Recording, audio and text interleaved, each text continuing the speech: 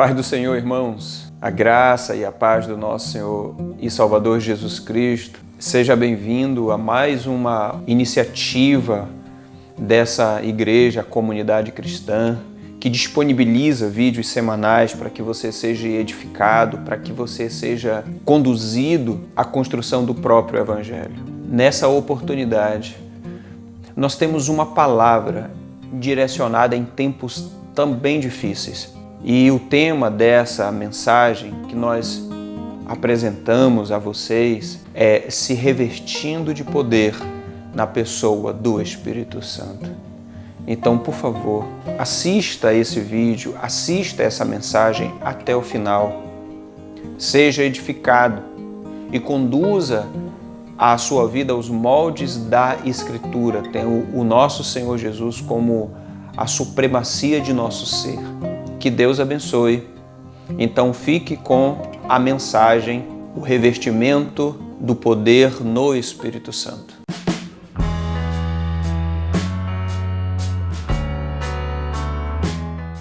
Irmãos, seja bem-vindo a mais uma mensagem da comunidade cristã em Monte Alegre. E nós temos o prazer de trazer a temática do revestimento do poder no Espírito Santo, para que a gente passe com honra sobre essa terra, para que a gente passe nessas provações de forma que a gente glorifique a Deus em todos os aspectos possíveis. Eu quero apresentar um texto que está no Evangelho de Lucas, capítulo 24. Por favor, versículo 44 em diante, o texto diz assim: A seguir, Jesus lhe disse: São estas as palavras que eu vos falei, estando ainda convosco. Importava se cumprisse tudo o que de mim está escrito na lei de Moisés, nos profetas e nos salmos. Então lhe abriu o entendimento para compreenderem as Escrituras. E lhe disse: Assim está escrito que o Cristo haveria de padecer e ressuscitar dentre os mortos no terceiro dia, e que em seu nome se pregasse arrependimento para a remissão de pecados, e todas as nações, começando de Jerusalém. Vós sois testemunha dessas coisas. Eis que envio sobre vós a promessa de meu Pai. Permanecei, pois, na cidade, até que do alto sejais revestidos de poder. Oremos. Senhor, eu quero te agradecer grandiosamente por todas essas pérolas colocadas à nossa disposição.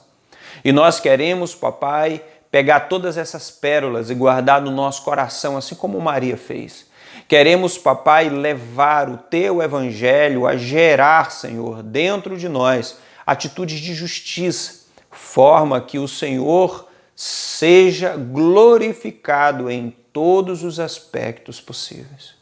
Senhor, em nome de Jesus Cristo, Senhor, eu te agradeço para a glória e para a honra do teu nome. Fala conosco e ministra de uma forma maravilhosa o nosso coração, trazendo revelação da tua palavra em o nome de Jesus Cristo, o Senhor. Irmãos queridos, vocês sabem claramente todo o processo ou toda a linha de tempo que antecede o nosso Senhor Jesus Cristo, desde Gênesis até a sua apresentação ao ministério ou ao sacrifício, teve toda uma preparação. Jesus, ele, além de estar presente na formação e na construção, na criação de todo o mundo, ele foi levado a uma perspectiva profética para se apresentar à humanidade e apresentar a salvação pela graça de Deus. Não só através do profeta Isaías, que é considerado o profeta messiânico, mas tantos e tantos outros profetas que profetizaram e que trouxeram essas marcas para testificar e para provar que o Cristo que veio há quase 12 mil anos atrás, ou há mais um pouco de 12 mil anos atrás, de fato é o Cristo que nós estávamos esperando. E ele veio, se apresentou ao mundo, pregou o seu evangelho, testificou das grandezas de Deus e deixou a mensagem de arrependimento e de remissão de pecados para toda a humanidade. Mas, quando se trata disso tudo, o que nós devemos viver hoje, baseado na perspectiva do nosso Senhor e Salvador Jesus Cristo?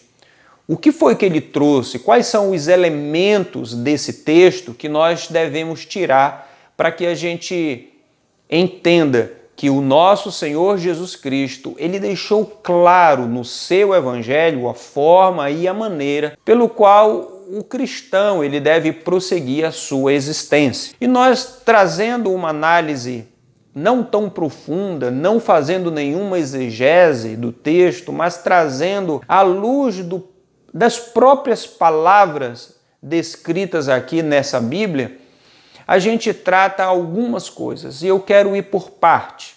A primeira parte, ela está descrita, versículo 44, que diz que essas palavras que vos falei estão ainda convosco. Importava que se cumprisse tudo o que de mim está escrito na lei de Moisés, nos profetas e também nos salmos. Bom, ele veio apresentar o ensino. Ele veio testificar de algo extremamente glorioso e maravilhoso. E ele não estava falando de si mesmo. Todas as coisas testemunhavam, traziam para ele testificação.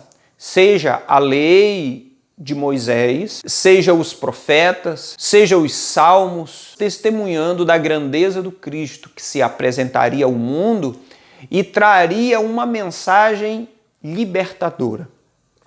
O primeiro, ele não fala de si mesmo.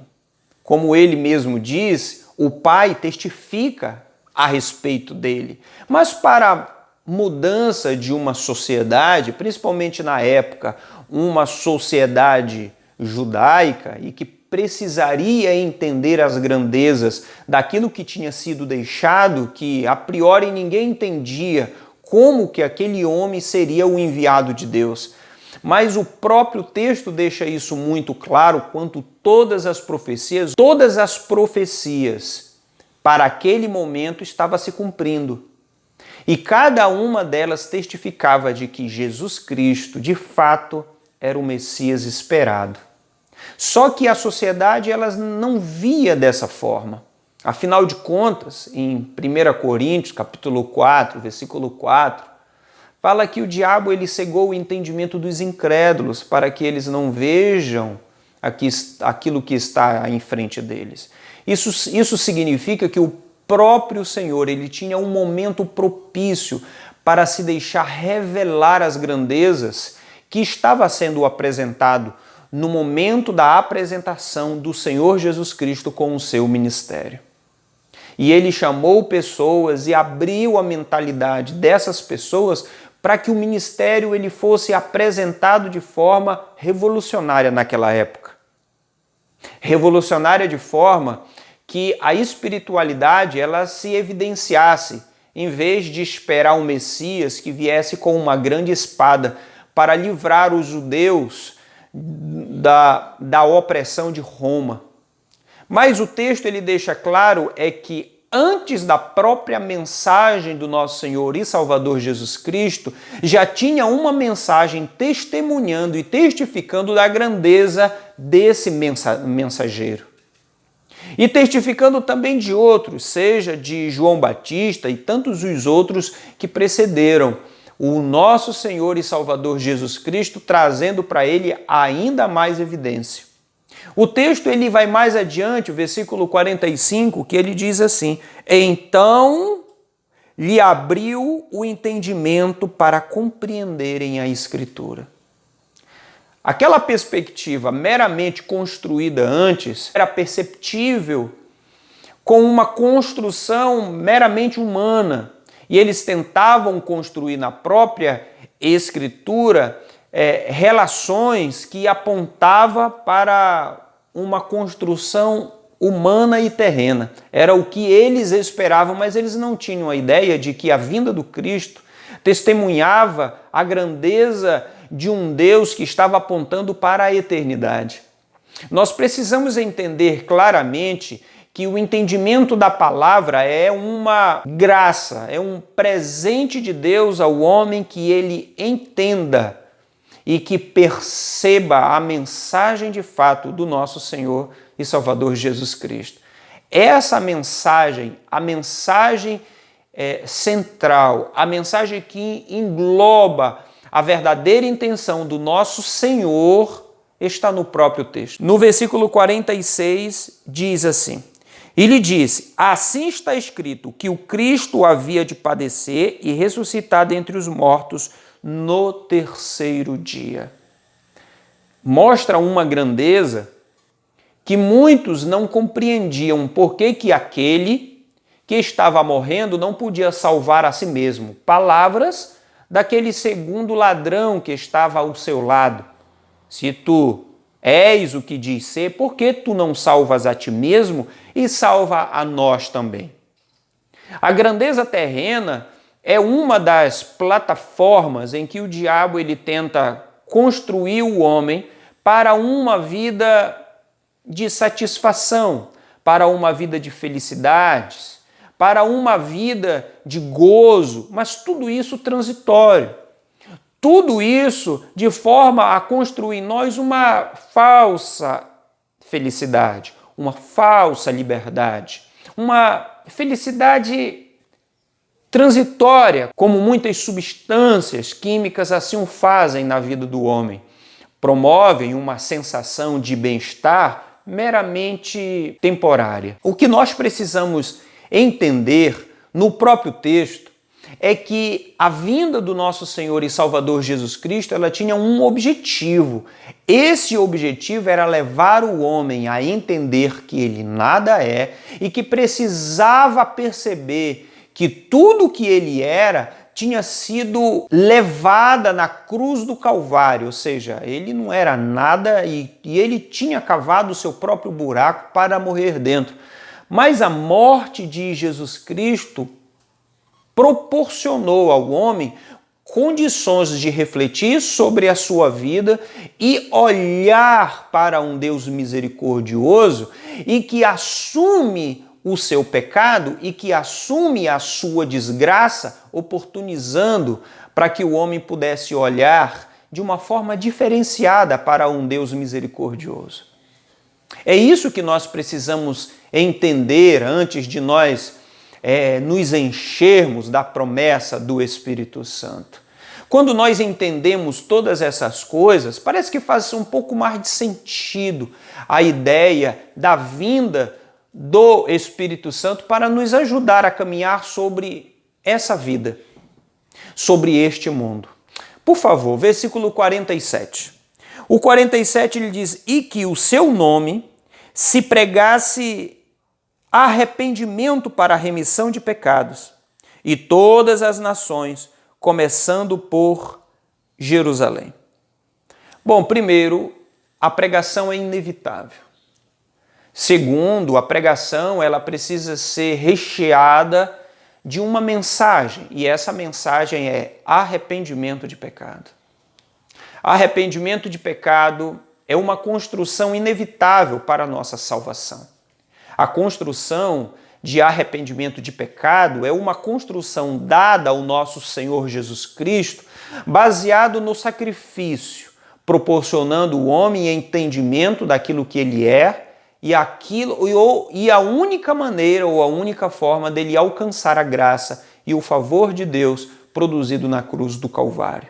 Bom, entendemos então que o Senhor ele veio com uma missão estabelecida e profetizada ao longo de séculos e séculos atrás, mas ao mesmo tempo, a missão do nosso Senhor e Salvador Jesus Cristo, ela vem recheada de uma percepção em que deveria ser colocada no coração do homem.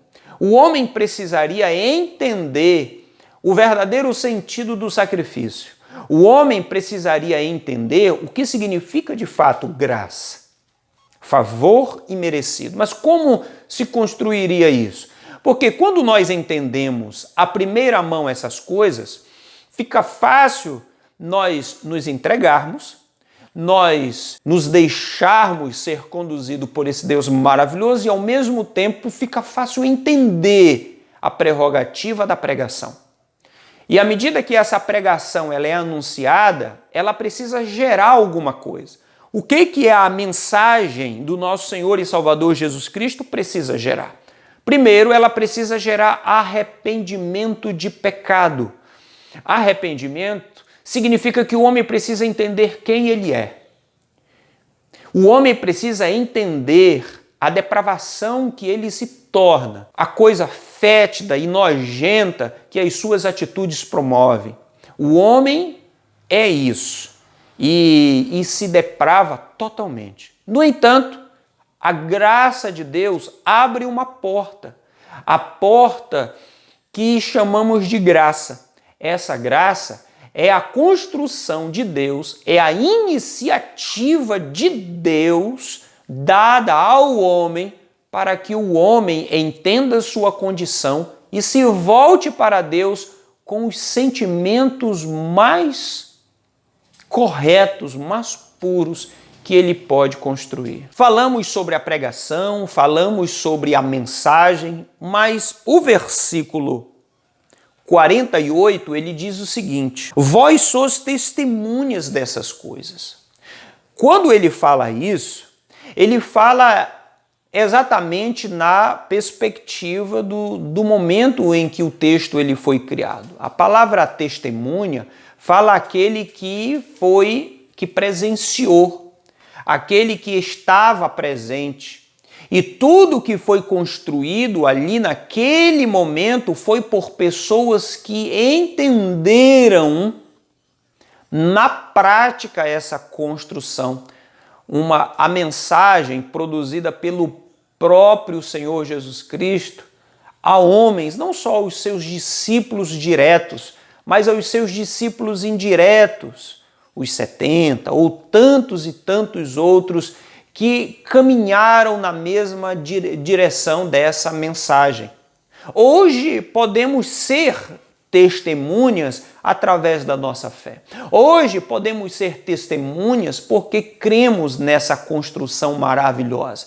E o versículo 49, ele sela o texto trazendo algo maravilhoso, que ele diz o seguinte: eis que envio sobre vós a promessa de meu Pai. Existe de fato uma promessa de Deus para que a gente pudesse viver nessa terra de forma que nós glorificássemos a Deus e testemunhássemos, versículo 48, de forma mais digna ainda das grandezas de Deus e sua mensagem.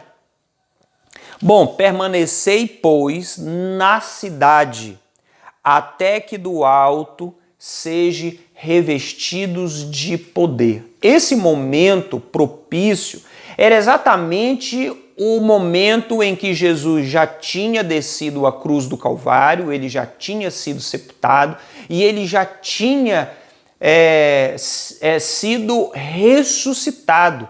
E ele estava junto naquele período de 40 dias, produzindo a sua mensagem, fortalecendo a fé de muitos. E nesse momento que antecede a sua ascensão, a promessa é que na sua ida viria o Consolador, um igual a ele.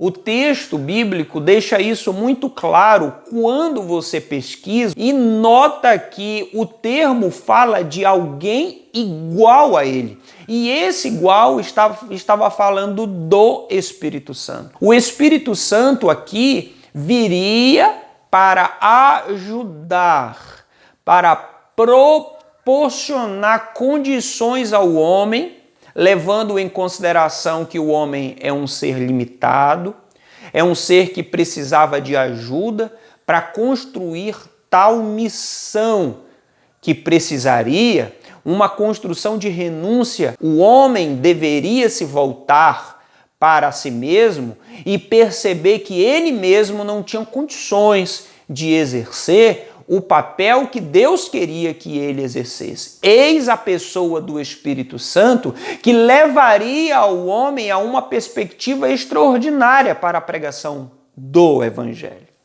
Ao mesmo tempo, o próprio Espírito Santo seria a marca registrada de Deus para identificar aqueles que tinham sido marcados para o dia da redenção. Por esse motivo, o Espírito Santo produziria no homem uma condição de exercer um papel ou uma função, fazer as ações necessárias neste mundo em detrimento à pregação do Evangelho, no intuito de levar a mensagem de arrependimento de pecado e se voltar para o Cristo como a grande suficiência do homem e a perspectiva da redenção humana.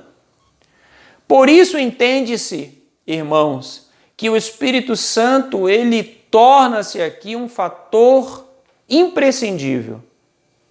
Um fator aqui que não deveria faltar espécie alguma na vida dos cristãos. Nós entendemos claramente em que o Espírito Santo aqui ele começa a viver, ele começa a fazer parte da vida daquele que entrega, que percebe a grandeza do Cristo fazendo parte da vida humana. Então ali está o Espírito Santo movendo o homem.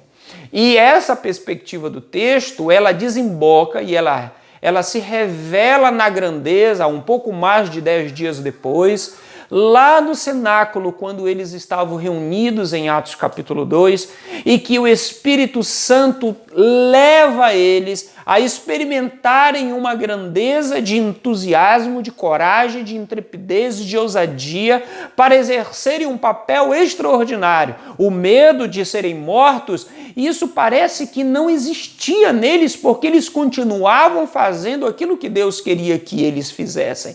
O Espírito Santo promove no homem condições, a tal exemplo disso, o apóstolo Pedro, que mesmo com poucas letras ou com pouco estudo, levou uma das mensagens mais nobres, proporcionando resultados inesperados com a conversão de quase 13.000 pessoas. Parece que o homem em si mesmo, ele começa a produzir de si para si mesmo condições ou construir alguma coisa que levasse a fazer a vontade de Deus baseado em suas próprias construções.